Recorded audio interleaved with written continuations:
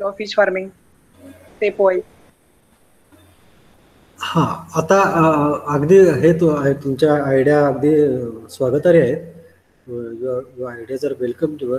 पण आपल्याला कसं हा त्या प्रोजेक्टमधून पुढे पुढे तो आपल्याला नेता आला पाहिजे. आपल्याला संस्था पातळीवर नंतर महाराष्ट्र पातळीवर तो पुढे आपल्याला नेता आला पाहिजे. म्हणजे संस्थेतल्या इतर कॉलेजच्या स्पर्धेला सुद्धा आपल्याला उतरता आलं पाहिजे. आणि की त्यातून आपल्याला काय तुमच्या नावावर आपल्याला काय पेटेंट वगैरे काय आपल्याला करता येईल का, हे त्या PD3 प्रोजेक्टचं महत्व आहे. की जेणेकरून आपल्याला त्याच्यातून पेटेंट फाईल करता आलं पाहिजे.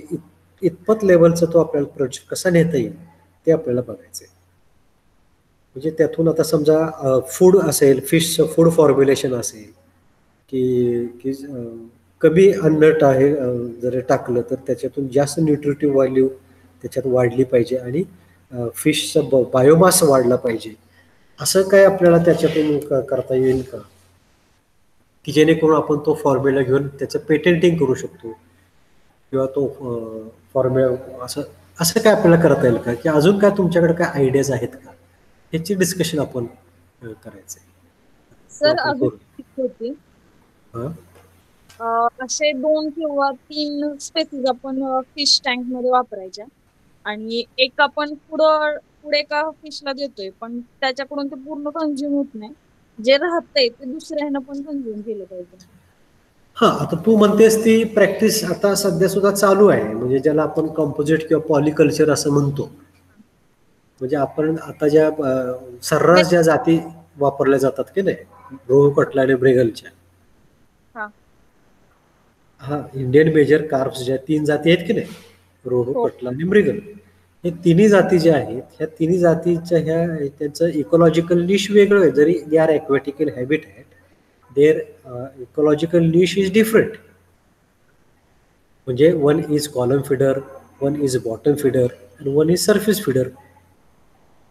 म्हणजे तू जे आता मुद्दा मांडलास तो अतिशय सुंदर मुद्दा होता, की आपल्याला काय जे काय पाण्यामध्ये जे काय अन्न असेल ते युटिलाइज झालं पाहिजे. बरोबर होय की नाही? हो सर. मग ह्या ज्या 3 स्पेसीज आहेत, तर ह्या 3 स्पेसीज जर वापरल्या, जनरली महाराष्ट्र सरकार किंवा असं सुचवतं किंवा जनरली असं हे it is actually in the practice the use of these 3 different species in aquacultural practices. याच्या व्यतिरिक्त अजून तुला काय तुझ्या डोक्यामध्ये काय असेल तर मुद्दा मांडू शकतेस. अजून एक आहे अमोनिया जो साठतो ना पाण्यामध्ये. हा हा हा येस, व्हेरी गुड. पण डायरेक्टली फार्मला जर सोडलं पाणी तर तेव्हा काय त्यावर प्रोसिजर करता आली तर, बिकॉज तो वेस्टेजच जातो ना आपला. मोस्ट ऑफ लोक त्याचा युजच करत नाहीत. कशाचा? अमोनियाचा जो पाण्याच्या खाली साठतो फिशमुळे. म्हणजे वेस्ट प्रोडक्ट्स मधून बाहेर पडणारा अमोनिया. हा, वेस्ट प्रोडक्ट जो अमोनिया बाहेर पडतो तो जो साठतो ना टँक मध्ये आणि परत तो फिशला हार्मफुल आहे. हा, मग त्याच्यावर तो अमोनिया कसा एक्सट्रॅक्ट करता येईल किंवा त्याच्यावर काय प्रक्रिया करता येईल, ह्या अशा दृष्टिकोनातून असं. मग त्यासाठी आपल्याला थोडंसं केमिस्ट्रीच्या लोकांची डिस्कशन करून किंवा chemist how we can neutralise that ammonia, आणि त्यासाठी काय वापरलं गेलं पाहिजे. आणि जे काय वापरलं असेल, एखादं कंपाऊंड असेल, की जशी तुरटी फिरवली की पाणी काय होतं, स्वच्छ होतं, सॉलिड जे म्हणजे ऍडसॉर्प्शन होतं आणि ते पार्टिकल सस्पेंडेड पार्टिकल सेटल होतं. तसं असं काय एखादा सॉल्ट किंवा कंपाऊंड वापरून जर आपल्याला if you able to get rid of that ammonia which is harmful, तर पण the whatever substance that we are going to use that should not harm or disturb the water quality of the aquarium as well as it should not be a nuisance to the fish. हे सुद्धा आपल्याला बघितलं पाहिजे, आहे की नाही? पण त्या दिशेने सुद्धा आपण त्याच्यावर विचार करू शकतो, की हा एक मुद्दा तुमचा चांगला आहे, तुम्ही मांडला तो, त्याच्यावर सुद्धा आपण.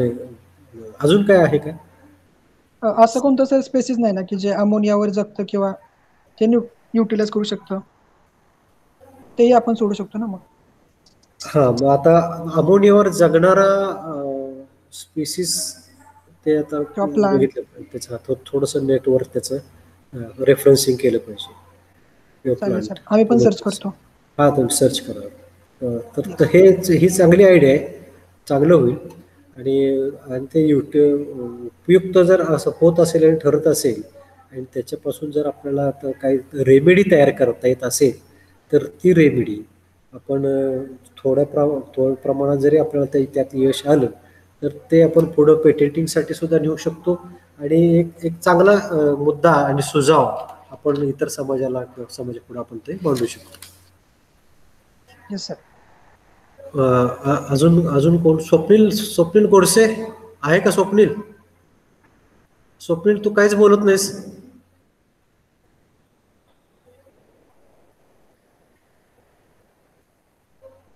आणि साळुंखे कुठे गेला? आज नाही प्रेझेंट. नाही आला काय? नाही. बरं, हा अमोनियाचा हा एक चांगला हे होऊ शकतो. आणि कुठला आता निकिताने क्वेश्चन विचारायचा होता. हा अजून एक क्वेश्चन होता हा, की बोल ना. कमी एरिया असेल, काही लोकांना कमी एरिया असतो आणि जास्त प्रोडक्शन घ्यायचं असेल फिशचं, तर मग आपण बिल्डिंग फार्मिंगच्या प्रकारे करतो, stage by stage, 1 floor, 2nd floor, 3rd floor, त्या टाइप मध्ये पण आपण करू शकतो की असं आहे की फिशला जास्त सनराइज लागतात. केज कल्चर ज्याला आता आपण म्हणजे कमी ह्याच्यामध्ये वेगवेगळ्या जास्त प्रोडक्शन जातीचे मासे वापरून त्याला केज कल्चर ही संकल्पना एक आहेच, की जी आता मोठ्या प्रमाणामध्ये तारळी डॅम मध्ये किंवा इकडं पाटण तालुक्यामध्ये गेलं तर तिथं आता ते प्रॅक्टिसमध्ये आहे. पण त्यांनी त्या धरणाच्या पाण्यामध्ये तसे मोठ्या आकाराचे केज वापरलेले आहेत. म्हणजे सर नेट टाइप का? नेट टाकले काय धरणात? नाही, असे मेटलच्या फ्रेमचे, हलक्या मेटलच्या फ्रेमचे त्यांनी केज तयार केले.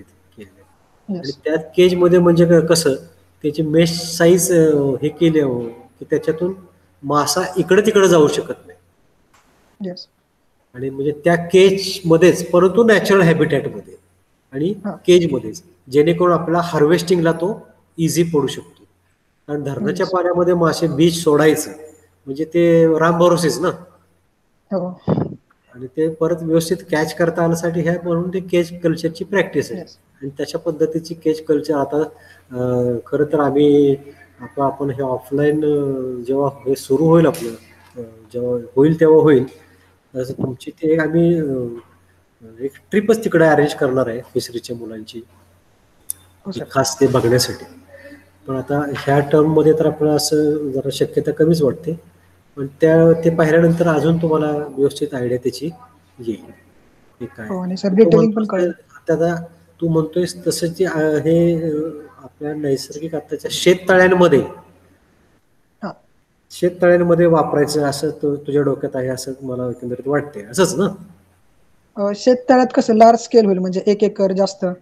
मी सर्च करताना पाहिलं होतं, टँक असतात छोटे, आजकाल टँक भेटतात ॲक्वाकल्चरसाठी, एक 6x6चे 2.5 फूट लेंथने. तर मग ते एकावर एक आपण समजा एखाद्याकडे एरिया कमी किंवा काही जणांकडे शेतीच नसते पण त्यांना ॲक्वाकल्चर करायचंय एका सिटीत म्हणा किंवा बाकीच्या ठिकाणी, तर ते करू शकतात. समजा 6 फूट जागा त्यांच्या पुढे रिकामी आहे, 6 फूट जर त्यांनी तो टँक घेतला तर ते 6 फुटातच कल्चर करू शकतात. पण जास्त प्रोडक्शन करायचं असेल तर एकावर एक टँक सुद्धा ते बांधून करू शकतात ना. एका टँक मध्ये समजा कटला सोडलाय, वरच्या टँक मध्ये वेगळे मासे सोडायचे, तेही करू शकतात. त्या प्रकारे म्हणजे जास्त प्रोडक्शन आणि जास्त हे पण होऊ शकतात, पैसे मिळू शकतात. ते आयडिया इज चांगली आहे, परंतु जो एरिया नाही, कॉस्टली म्हणण्यापेक्षा त्याला लागणार जे मटेरियल म्हणजे टँक्स कशाचे ते कन्स्ट्रक्ट करायचे? पॉलिमर प्लास्टिकचे. पण आता 6 फुटाचं एक डायमेन्शन तू सांगितलं, 6x6. म्हणजे लांबी 6 ना, हा लांबी 6 आणि समजा 1 मीटर जर उंची धरली, हा डेप्थ, असंच आयडिया आहे ना तुझी. हा येस सर. 6 फूट आणि 6 फूट लांबी धरली आणि रुंदी रेडियस मध्ये असतात सर ते टँक, गोलाकार. गोलाकार, हा गोलाकारात येतात. 6 फूट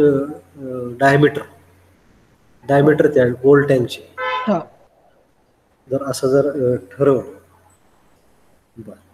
बरं त्या हे ठीक आहे. आणि जो माशांना नैसर्गिकरित्या वावर करायला जे एरिया लागतो, हा आता हा तू कुठं माहिती काढली, मिळाली तुला?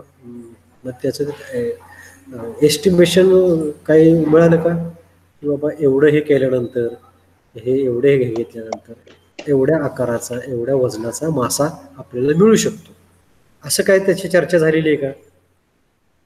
नाही सर, मी फक्त गुगलला सर्च मारत होतो. आपलं जे लास्ट सेमिनार झालं 18 तारखेला गेल्या महिन्यात, त्यानंतर मी बरेच फिश कल्चर पाहिले आणि काहींना एरियाचा पण प्रॉब्लेम होता, ते विचारत होते ना बरेच प्रश्न हा ग्रुपवर. तेव्हा मी कारण कसं आहे, नैसर्गिक जे हालचाल करण्यासाठी माशांना जी काय जागा लागते, हा जेणेकरून that much area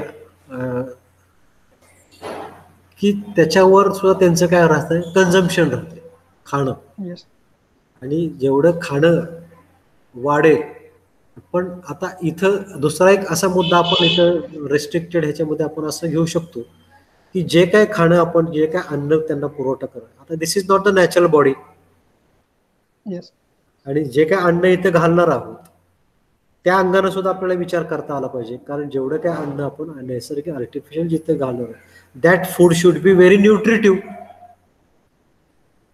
isn't it? ते येस न्यूट्रिटिव्ह असलं पाहिजे, की हाय कॅलरिक व्हॅल्यू फूड असलं पाहिजे, so that after consumption of that food should be converted into biomass. नाहीतर पुन्हा त्यांची क्वालिटी ढासळेल. त्यांची ग्रोथ, स्टंटेड ग्रोथ झाली नाही पाहिजे. येस वाढेल, तो जगेल, पण अपेक्षित जे आपल्याला एका वर्षावरून किती, तो टेबल साईजचा तर आज झाला पाहिजे, की जेणेकरून त्याला मार्केट व्हॅल्यू मिळाली पाहिजे. Yes sir. हा, मग हे इकॉनॉमिक्स, हे कॅल्क्युलेशन कुठं अवेलेबल होतंय का?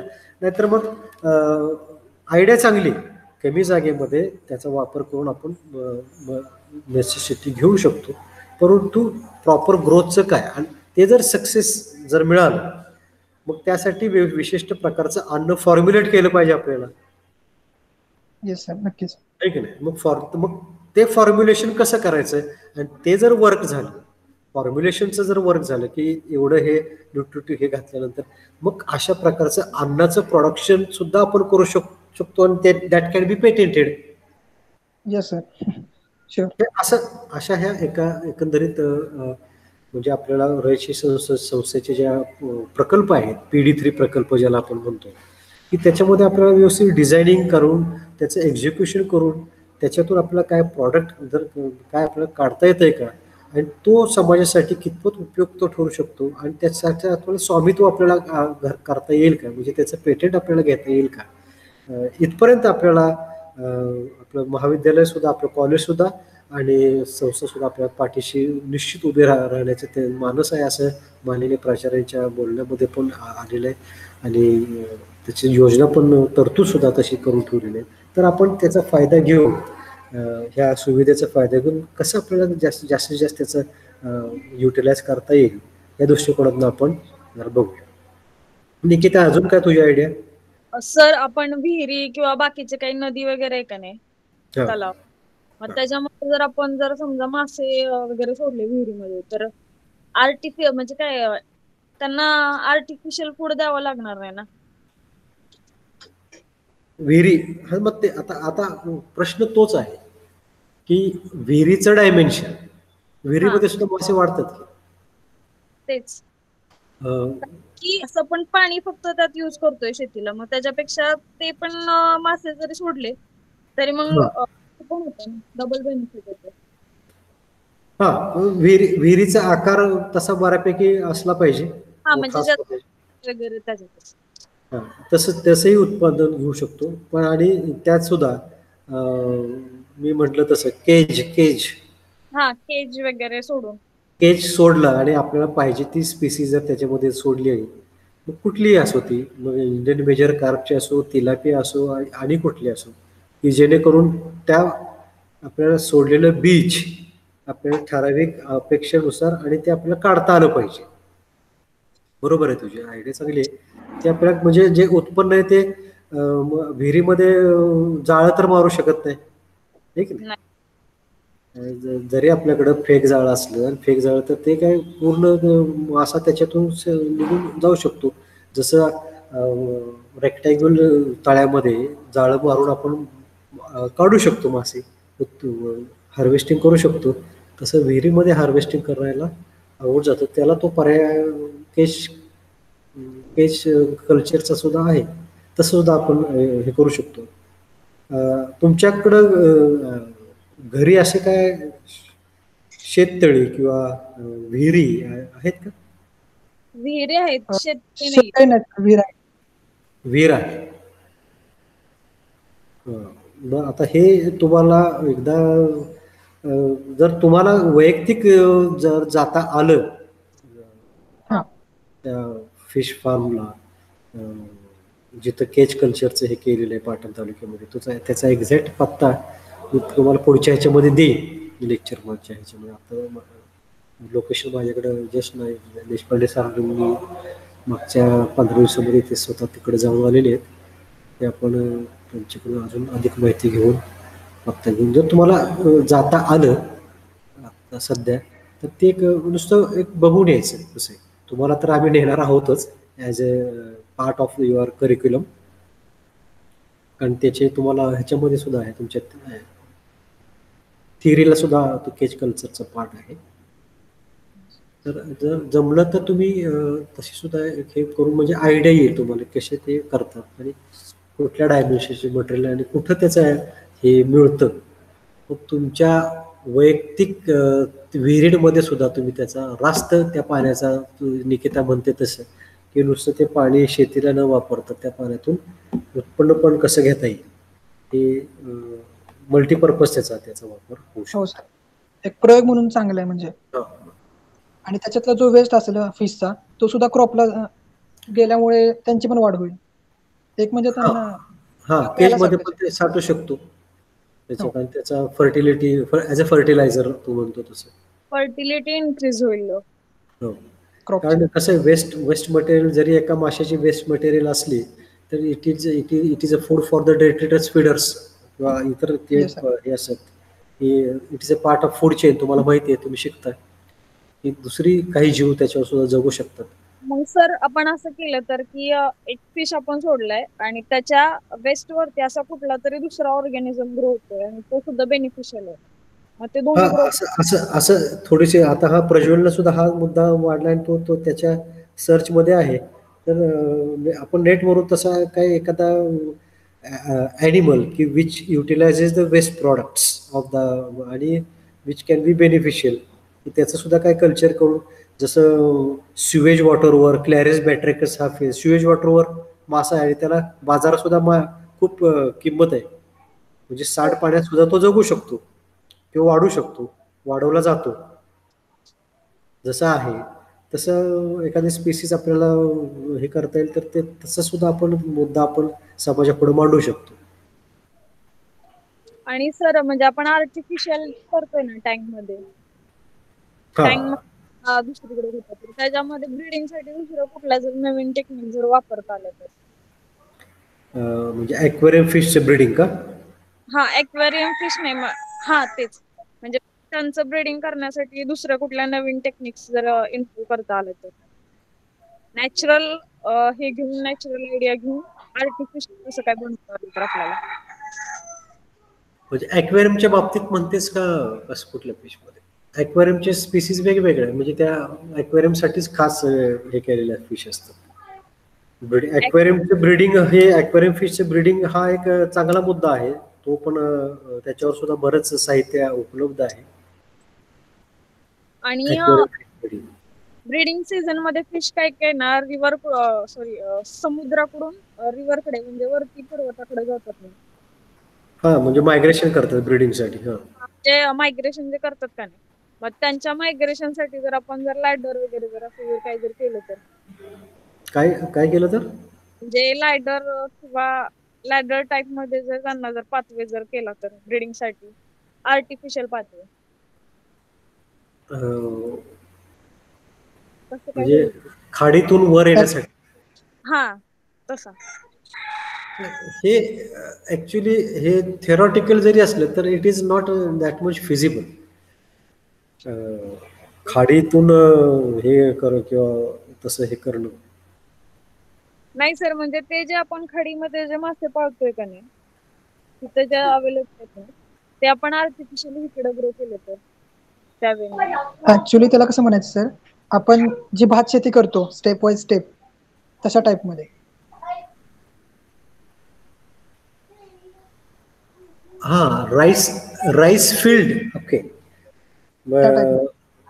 नाही आता तसं ती निकिता म्हणते तसं खाडीतलं जे वातावरण आहे त्यातली जी पाण्याची क्षारता आहे, सॅलिनिटी आहे पाण्याची, ती आपण इकडं तशी मेंटेन करणं अवघड आहे, मेंटेन करू शकत नाही. तो एक प्रॉब्लेम आहे. हा, तो एक म्हणजे that is the biggest problem. We cannot maintain the salinity of that water. कारण ते स्पीसीज कसे आहेत, those species are well adapted to that salinity, आहे की नाही. आणि त्याचं आपण फिजिओलॉजी मीडियम जर बदललं तर त्याची फिजिओलॉजी चेंज होते, फिश डाय.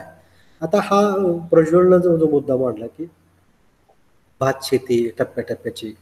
हा आता इंटिग्रेटेड फिश फार्मिंग हा एक टॉपिकच आहे तुमच्या. आता जणके मॅडम तुम्हाला तो घेतील पुढच्या ह्याच्यामध्ये. इंटिग्रेटेड म्हणजे त्याच्यामध्ये काय फिश फार्मिंग विथ लाईफस्टॉक.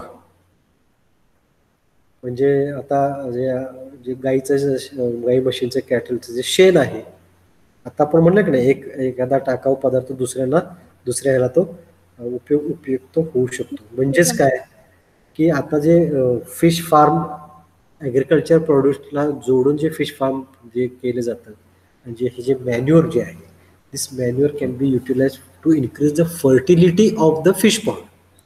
म्हणजे कसं कावडंग असेल, युरिन असेल, की जेणेकरून त्याच्यामध्ये कशाचं प्रमाण जास्त आहे, जसं अमोनिया आहे, फॉस्फेट आहे, नायट्रेटचं प्रमाण जास्त आहे. And these are the compounds which are very much essential for the growth of planktons. लक्षात येत आहे. हो. आणि प्लॅन्क्टन्स काय आहेत, planktons is the primary food of fish. जेव्हा आपण तुम्ही गेल्या वर्षी ह्याला आला होता का धोमला, फिश सीड प्रोडक्शन सेंटरला? हो सर. हा, मग तिथं फिश सीड प्रोडक्शन सेंटरचं काम काय आहे की they provide fish seed to the farmers, fish farmers. आणि फिश म्हणजे in the form of fry and in the form of fingerlings हे बीज मत्स्य शेतकऱ्यांना तिथं वितरित केलं जातं आणि त्यांच्या तळ्यामध्ये ते जाऊन सोडतात.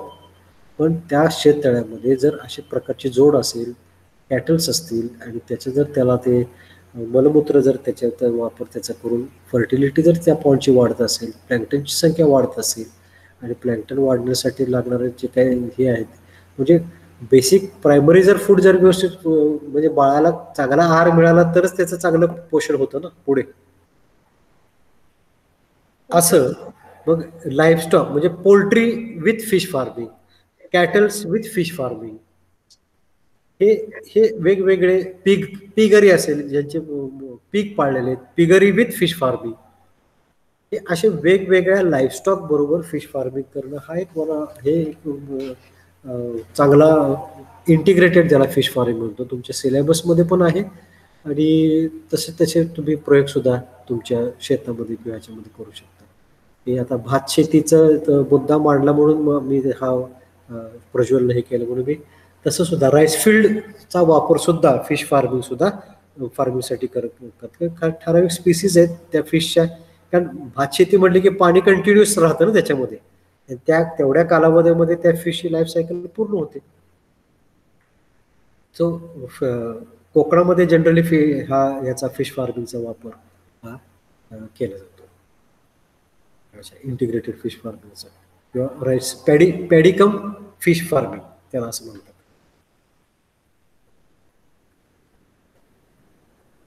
आणि काय? तर प्रेझेंटेशन ते जे आहे ते 18 तारखेपर्यंत द्यायचे का करून सर? ह्याच्या सूचना तुम्हाला कोणी दिलं? झरके मॅडम दिल्या त्या का? नाही, Poster याबद्दल place. काही सूचना नाही. फक्त मुलं सांगत होती जे आहेत इन्व्हॉल्व बाकीच्या डिव्हिजन मधल्या. एक्झॅक्ट डेट पण तशी तयारी ठेवा तुम्ही, जर इतर सांगत असतील ना. मी तसं ग्रुपवर मग माहिती घेऊन तो मेसेज टाकेन. चालेल. आणि काय? आणि बघा, म्हणजे प्रोजेक्टच्या दृष्टिकोनातून तयारी करायचं ठेवा. काय की आपल्याला, की जो प्रोजेक्ट आपल्याला पुढं आणि ह्याच्यामध्ये वेगवेगळ्या पातळ्यांवर पुढे नेता येईल आणि आपण तसं पेटेंट त्याचं कसं तयार करता येईल. झालं तर वेल अँड गुड, नाही झालं तर पण त्या दिशेनं आपली वाटचाल असली पाहिजे, एवढं मात्र डोक्यात ठेवा. सर मग आम्ही प्लास्टिक मराईन डेब्रिसचा जो मॅम बोलल्या ना आम्हाला, मग त्याच्या बदल्यात आम्ही हा अमोनियाचा जर केला तर म्हणजे एक्स्ट्रा इन्फॉर्मेशन पण होईल याच्यावर. कुठल्या मॅडमना तुम्ही हे सांगितलं तुम्हाला? त्यांना सांगितलेलं, पण आम्ही अमोनियाचं नव्हतं त्यांना सांगितलं. जनके मॅडमला का? नाही साळुंखे मॅम, अर्चना साळुंखे मॅम. साळुंखे मॅडमला सांगितलं होतं का? हा, मग आम्ही त्यावरतीच हे करू. नाही, त्यांनी कुठल्या ह्याच्यामध्ये तुम्हाला हे, कारण वेगवेगळे हे स्कीम्स आहेत, वेगवेगळे टप्पे आहेत त्याचे. तर मी जे बोलतोय ते PD3 ह्या संदर्भातलं बोलतोय, आणि त्यांनी तुम्हाला नुसते जे पोस्टर हे करण्याचं किंवा त्याचं तो वेगळा त्यांचा विभाग असू शकतो. पण पोस्टर जर असेल तरी तो तिकडं प्रेझेंट करत असला तरी plastic, how to get rid of the plastic, तुमचा मतित अर्थ काय त्या, what is the central idea of your तुमच्या प्रेझेंटेशनचा? आता जो प्लास्टिकचा जो जास्त ही झालाय ना समुद्रामध्ये पण आणि बाकीच्या गोष्टींमध्ये हा त्याचा हा impact, हा त्याच्यावरती काय रेमेडीज वगैरे जर निघत असेल तर. हा आता असं म्हणतो तर एक बॅक्टेरिया आहे की तो युटिलाइज करतो प्लास्टिक. हा तो बॅक्टेरिया मायक्रोबियल डिग्रेडेशन हा कसं करता येईल, हीच सेंट्रल आयडिया ना. हो. मग तसं कुठल्या स्पीसीज अशा तुम्ही हे केले तुमच्या प्रेझेंटेशन मध्ये घेतलेले आहेत बॅक्टेरियाचे? करतोय सगळं. अजून चालू आहे का हा, माहिती? नाही झालं. बरं, पण त्याचे रेफरन्सिंग करा जरा, रेफरन्सिंग. हो. नेटवरून रेफरन्सिंग बघा, वेगवेगळ्या ह्याच्यामध्ये कसं काय केलेलं आहे, आणि कसं आपल्याला जरी इंटरनॅशनल लेवलवर जरी काम त्याचं चालू झालं असलं तर आपण आपल्या फ्रेममध्ये ते कसं बसू शकतो हे असं आपण जरा आपल्या त्या दृष्टिकोनातून बघायचं, जरी आपण रेफरन्स जर घेत असलो तरी सुद्धा. सर प्लास्टिक मायक्रोबायोलॉजी वाल्यांचं चाललंय काम ते बॅक्टेरियावर. बॅक्टेरिया म्हणजे जपानमध्ये मी त्यांच्याशी बोललो, सांगत होते की जपानमध्ये चालाय तो इन्व्हेन्शन, आणि ते आपल्या इकडे कसा स्टेबल राहील आपल्या कंडिशन मध्ये किंवा कसा तयार करता येईल यावर त्यांचं काम चाललंय. आणि जो आता मी तुम्हाला प्रोजेक्ट सांगितला, मॅमने सांगितलं होतं आम्हाला करायला, त्याच्याऐवजी सर म्हणजे करतोच तो आम्ही, पण जेव्हा आम्ही TY पास आउट होऊ वेस्ट प्रॉडक्ट जे म्हणतोय तो अमोनिया वगैरे, त्याच्याकडे सायमल्टेनियसली त्याच्यावर पण जरा तुम्ही विचार करा.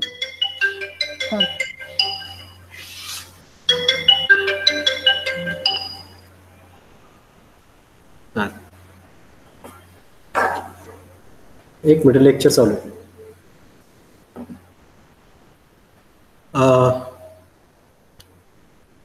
बघा मग. प्रोजेक्ट सर असा असावा, म्हणजे पर्सनली असं मला वाटतं की ऍज अ बिझनेस म्हणून किंवा एक रोजगार म्हणून आम्हाला पण त्याचा उपयोग व्हावा TY नंतर.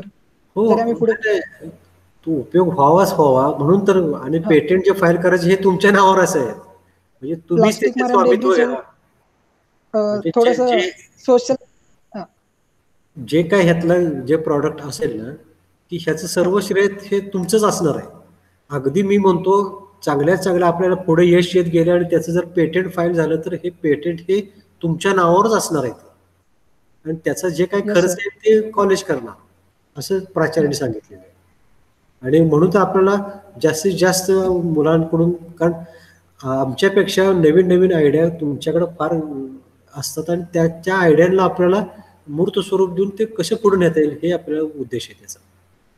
हो सर. आणि आणि त्याचा- जरी आपण म्हणजे जाणार, पण जरी नाही तरी आपण त्याचा रेग्युलर जीवनात किंवा पुढे आम्हाला उपयोग करता आला पाहिजे. जसं की आम्ही अमोनियाचं Of म्हणलं, course. हो हो. जेव्हा आमचं फिशरी होणार आहे तेव्हा आम्हाला ऑब्व्हियसली करायची मत्स्यशेती, त्यावेळेस ते आम्हाला हा म्हणजे उपयोगात आणलं पाहिजे. ऍप्लिकेशन आलंच पाहिजे त्याचं, तर त्याचा उपयोग. बिकॉज प्लास्टिक जेव्हा आम्ही डेब्रिज करू तो प्रोजेक्ट, तो मराईन लेवलला आपण जात नाही किंवा आपल्यापासून ते लांब आहे जास्त लांब आहे. हा कोस्टल एरिया, त्यामुळे तो एवढा इफेक्टिव्ह असं मला वाटतं होणार नाही, किंवा झाला तरी तो सोशल झाला तरी नाही प्रोजेक्ट. नाही, पण असू देत मरीन जरी असला तरी आता सुद्धा आपल्या फ्रेश वॉटर बॉडीज मध्ये सुद्धा नदीच्या कडेला बघतोच ना आपण, एकदा पूर येऊन गेला की किती प्लास्टिक साठलेलं असते, अडकलेलं असते, हे पण बघतोच की फ्रेश वॉटर मध्ये सुद्धा तो प्रॉब्लेम आहेच की. अगदी नदी जरी वाहतं पाणी असलं तरी लेक्स आहेत, डॅम्स आहेत, त्याच्यावरती तळाशी जातच आहे ना. Yes sir. म्हणजे आम्ही मग दोन्हीकडे पण हा. चालू ठेवू का? हा असू देत असू देत. आणि सर एक विचारायचं होतं, हा. धोम डॅम आहे, म्हणजे मी इथून जवळ राहतो, 3 किलोमीटर आमच्या इथून आहे, तिथे सर कोण ओळखीचं आहे का? माहिती हवी होती फिश प्रोडक्शनचे ते. फिश प्रोडक्टचे इथं पाटील सरच आहेत ते, म्हणजे आपल्याला ज्यांनी माहिती दिली होती ती. हा, मग त्यांच्याकडून माहिती हवी होती. हा, मग कारण तिथं तू जाऊ शकतोस काय? हो, 3 किलोमीटर आहे माझ्या इथून हा, घरापासून. मग तिथं जाऊन तुला माहिती सांग की, आमचं नाव सांगून तुला काय माहिती हवी अशा पाहिजे तिथली, की देशपांडे सर आहे, माझं नाव सांग, मोरे सरांचं नाव येस सांग, सर. की मला भेटायला सांगितलं आणि मला अशी अशी माहिती हवी आहे, सांगतील ते. हा सर, कारण जे आमच्या विहिरीत आहेत तिथे तर आम्ही मासे सोडायचा प्रयत्न चाललाय, हा. आणि प्लस तुम्हाला जसं सांगितलं की प्लास्टिकचं हे घेऊन हम्म. छोटस तेही घेतो आम्ही मित्रांच्यात कॉन्ट्रॅक्ट काढून, आणि त्यातही प्रयोग करायचं चाललंय. कसं प्रोडक्शन होते, एक 100 हे घ्यायचं चाललंय पीस हा, हा. फिंगर लिम्स, हो, देतील की. आणि त्यांच्याकडून माहिती पण भेटेल ना की काय करावं लागेल विहिरीत अगदी. करताना. हो हो, सांगतील निश्चित सांगतील. चालेल सर, मी त्यांना भेटतो. ओके, चालेल. थांबूया का मग आपण? हो sir. Okay, will stop. Thank you. Thank you sir. चालेल, लेफ्ट व्हा तुम्ही. हो सर.